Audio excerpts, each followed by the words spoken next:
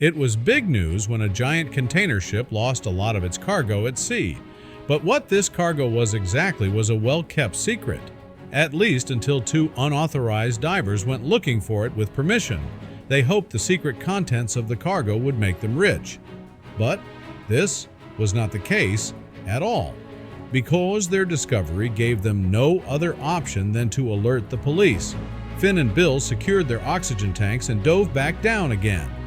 Now that they had finally been able to locate the containers, they could barely contain their excitement. They cut this mysterious container's last lock and watched it slowly fall down. When they finally got inside, the divers had to take a second to process what they saw. How is it possible that no one had come for this cargo? But what did the divers find inside the sunken cargo ship? And why did they feel the need to call the police about it? But before we start, smash the like button and make sure to subscribe if you haven't, and hit that notification bell so that you won't miss any new stories. The weather changed way quicker than anybody expected that day. The wind quickly picked up, and waves as high as houses slammed into the ship. Because of this, the ship began to tilt. It was chaos on board. Most of the men could hurry to safety as they watched almost all the cargo disappear. Some of it fell on top of other containers and some of it into the water. The crew had no idea what to do. They knew that recovering the cargo was impossible, so they didn't waste any time even trying. All they could do was stay safe and wait until the worst of the storm had passed. After that, they could focus on getting to the closest harbor. Not long after the cargo fell overboard, the crew started to receive strange messages and threats. Word spread around the ship that one of the containers had belonged to an important person who needed to get his cargo from the water. People started guessing what could be in the container that was so important. The rumor went from crew member to crew member until it reached Bill and Finn, two experienced divers who worked on the ship. As Bill and Finn looked into what the dive would entail, they realized that it would be the most difficult one they'd ever attempted. Even though they were experienced, they only went diving for fun. Bill and Finn usually like to explore caves or a few small shipwrecks just off the coast. The dive to reach the containers would be exceptionally deep and dangerous. Preparation ended up taking several months, and there was one key change to their original plan that had the chance to change absolutely everything about their mission. Instead of trying to manage the dive on their own, Bill and Finn hired 4 additional people to assist them. They also rented 2 boats and the best equipment they could afford. In order to identify the right container and film what was inside, they needed cameras, monitors, and lighting. Finally, the day of the dive arrived. They used the scanners to search for the containers and found them right where the team expected them to be. Everyone was more than ready to get into the water and begin their search for the mysterious container, but there was one thing holding them back. One of the men, Jack, had spotted an unexpected problem. Jack showed everyone else what he was concerned about. On the monitor, there was some kind of large animal nearby that seemed to be staying close to their boats. They were worried about sharks, but the creature on the screen seemed too big for that. What was in the water? The team decided to be patient instead of rushing in and risking a shark attack. After a few minutes, the animal disappeared from the screen. Bill and Finn could finally take the dive they'd been waiting for. But it seemed like as soon as they dove in, everything about their plan went wrong. The conditions were even worse than they'd expected. The water was freezing cold even through their expensive gear, but Bill and Finn refused to give up. They dove deeper and used a rope system to pull themselves along. Each of them carried a camera to hopefully record what was inside the container. When they reached the first group of containers, the doors were all tightly secured and locked. Bill and Finn knew they would be and had brought tools to break the locks. One by one, they broke off the locks and prepared to check out the cargo. Only one detail seemed different from what they'd imagined. There were only 10 containers in that part of the ocean. Bill and Finn's team hadn't expected the containers to be light enough to move in the current, but maybe they were wrong. They knew they didn't have enough time to search for the other containers that day. But then something caught Bill's eye. Bill noticed that one of the containers had even more security features than the other containers. There were chains wrapped around the handles instead of a plain lock. And the lock that was there seemed sturdier. They didn't want to damage the cargo, so they took their time breaking into the container. The two men worked on breaking in and took turns attempting to cut through all the chains. When they finally made it through, they barely had enough oxygen to make it back to their boats. They had to resurface before opening the container and seeing what was inside. They regrouped at the boat and came up with a plan of attack. They dove back down with inflatable equipment that would help them carry many more objects to the surface. They got themselves to the container door again and shined their flashlights inside. The container was nearly completely filled up with a large machine of some sort. Staring into the belly of the container, Finn and Bill's torch beams caught a mechanical behemoth. "It's some sort of filtration system," Bill murmured, running his hand over its gleaming surface, puzzled at how it was still functioning. While examining the complex filtration setup, Finn's light shone upon an attached clear compartment. Inside were laminated photographs of locations and unfamiliar faces, as well as intricate documents that were hard to make out. Beside the machine was a small control panel equipped with input ports and blinking lights. Finn carefully pulled out an object that resembled a waterproof modem with encrypted data transfer capabilities. While engrossed in the mystery, a muffled thud echoed from above. Using his torch, Bill scanned the murky distance and noticed a shower of fine bubbles. "Someone else is here," he mouthed to Finn.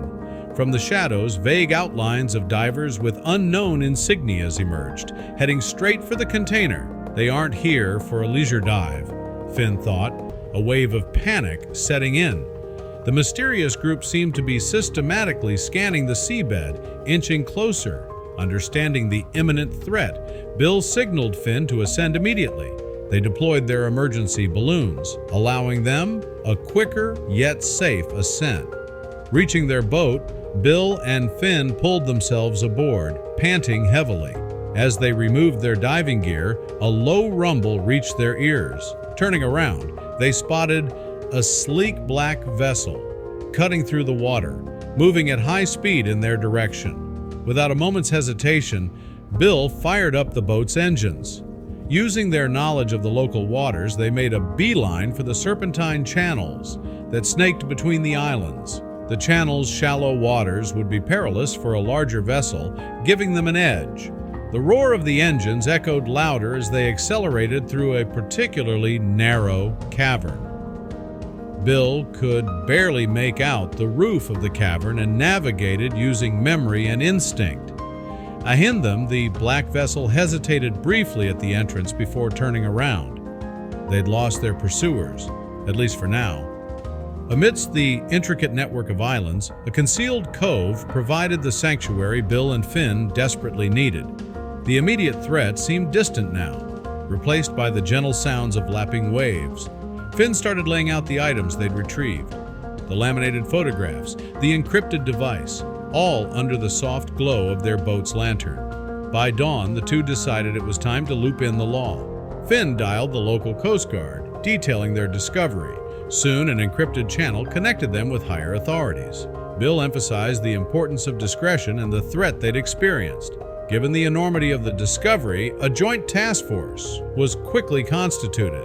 It comprised seasoned divers, cyber experts, and intelligence operatives. The mission to uncover the mysteries of the submerged cargo. Bill and Finn, being the primary discoverers, were integral members. With the task force on board, the duo guided the larger vessel towards the container's coordinates. With drones, enhanced lighting, and cutting-edge communication tools, this wasn't a simple dive. It was a full-scale operation.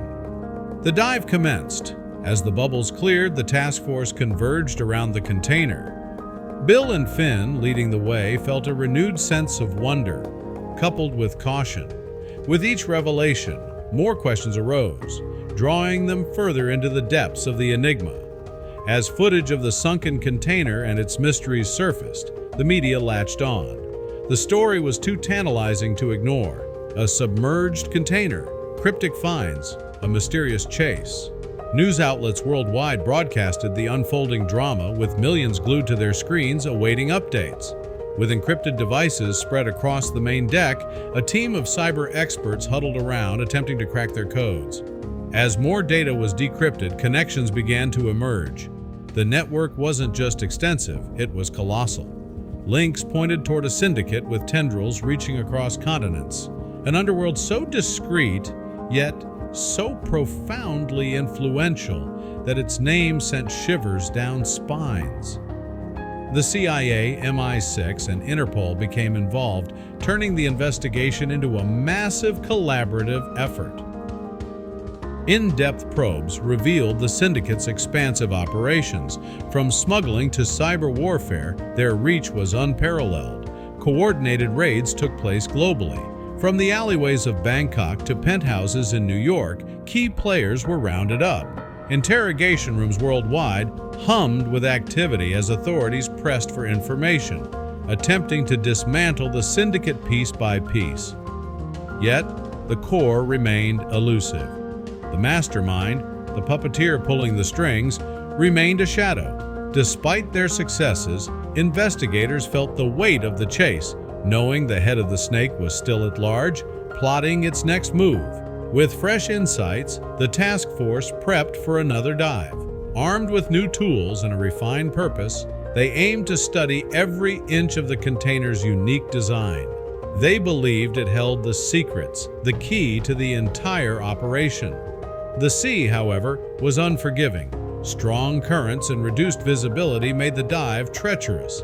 Teams faced equipment malfunctions and navigational challenges, yet their determination was unwavering, pushing through adversity to unravel the container's mysteries. Unmarked divers, skilled in combat, began their descent to intercept the task force, making the investigation a battle for survival. Understanding the immense value and risk, authorities fortified the container's location. Naval patrols, underwater drones, and advanced surveillance ensured the site's protection. Amid the fortified container site, a tent buzzed with activity. Leading engineers and codebreakers were flown in, poring over the machine's schematics.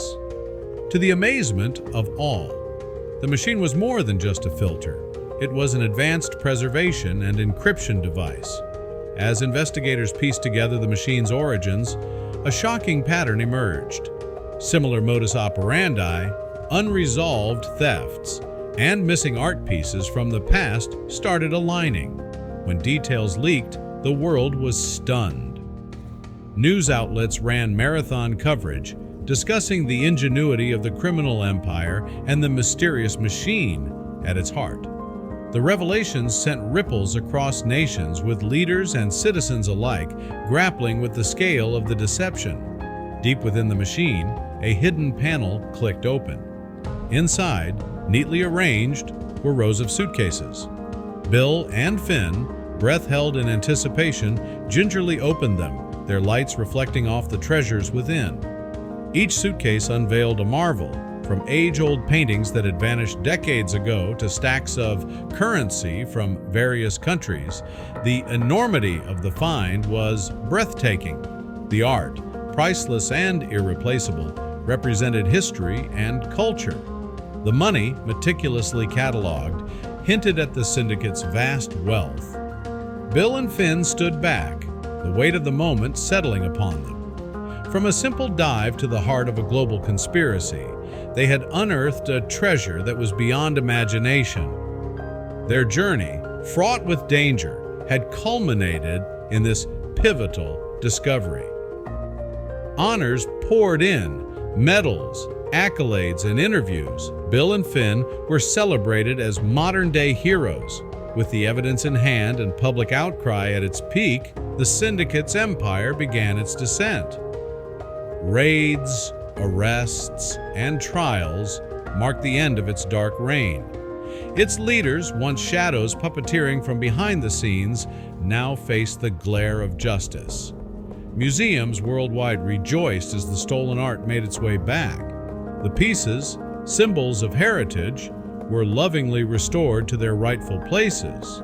As for Bill and Finn, their incredible adventure became the stuff of legends, inspiring countless tales of bravery, discovery, and the eternal quest for truth.